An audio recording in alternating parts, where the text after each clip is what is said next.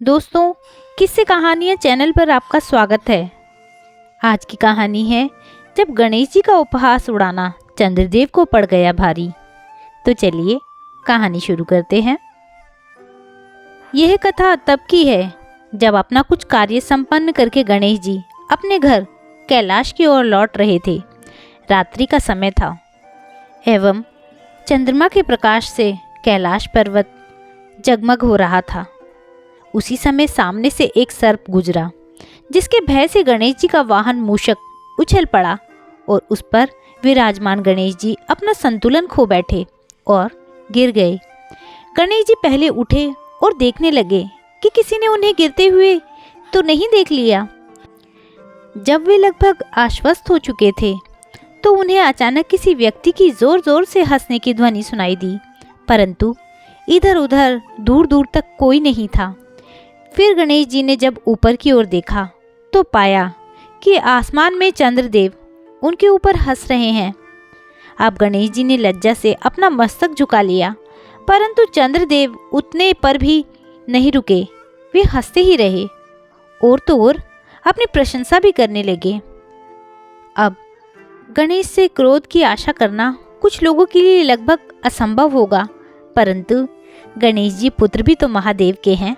अतः गणेश जी अत्यंत क्रोधित हो उठे और बोले, अभिमानी चंद्रमा, तुम मेरी लाचारी पर हंस रहे हो।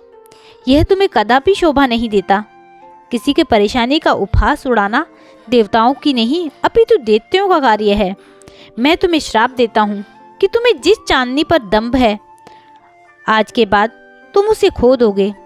अब गणेश जी के मुख से वह शब्द निकलने की देर थी कि वह सत्य होता गया और इसका परिणाम यह हुआ कि संपूर्ण आकाश में अंधकार छा गया। यह देख चंद्रदेव गणेश जी के शरणागत होकर बोले, हे दुखहर्ता, मुझसे बहुत बड़ी भूल हो गई जो मैंने अभिमानवश आपका उपहास उड़ाया।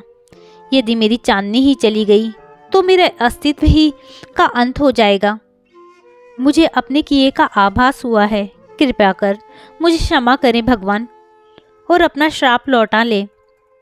कुछ देर बाद जब गणेश जी का क्रोध कम हुआ तो उन्होंने कहा, देखो, अपना श्राप तो मैं नहीं लौटा पाऊंगा, परंतु तुम्हें एक वरदान भी देता हूँ कि ऐसा तो होगा कि तुम अपनी रोशनी खो दोगे, परंतु केवल माह में एक दिन के लिए। इसके अतिरिक्त तुम्हारा तेज कम अधिक होता रहेगा। साथ ही कुछ विशेष त्योहारों पर तुम्हारी पूजा अर्चना भी की जाएगी। आज हम स्पष्ट रूप से गणेश जी के श्राप का प्रभाव देख पाते हैं। अमावस्या पर चंद्रमा का अस्तित्व होते हुए भी उसकी चांदनी नहीं दिखाई देती और पूर्णिमा के दिन संपूर्ण आकाश उसकी चांदनी से भर जाता है।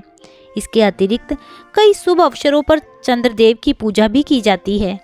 परंतु यह कथा यहीं पर समाप्त नहीं हुई, क्योंकि यह घटना भाद्रपद मास के शुक्ल पक्ष की चतुर्थी को हुई थी। इसलिए उस दिन जब चंद्रमा निकलता है तो वह उपहास का कलंक ढोता है। इसलिए उस दिन के चंद्रमा को कलंकी चंद्रमा भी कहते हैं। ऐसा इसलिए क्योंकि कई भक्तों का मानना है कि जो भी उस दिन चंद्रमा को देखता है उसके जीवन में या तो विघ्न आते हैं या फिर उस पर झूठा आक्षेप लगता है।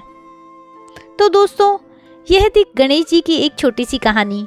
आपको यह कहानी कैसी लगी मुझे कमेंट करके ज़रूर बताइएगा। यदि आपको कहानी अच्छी लगी हो तो कहानी को लाइक कीजिएगा, शेयर कीजिएगा और मेरे चैनल को सब्सक्राइब कीजिएगा। कहानी सुनने के लिए बहुत बहुत धन्यवाद।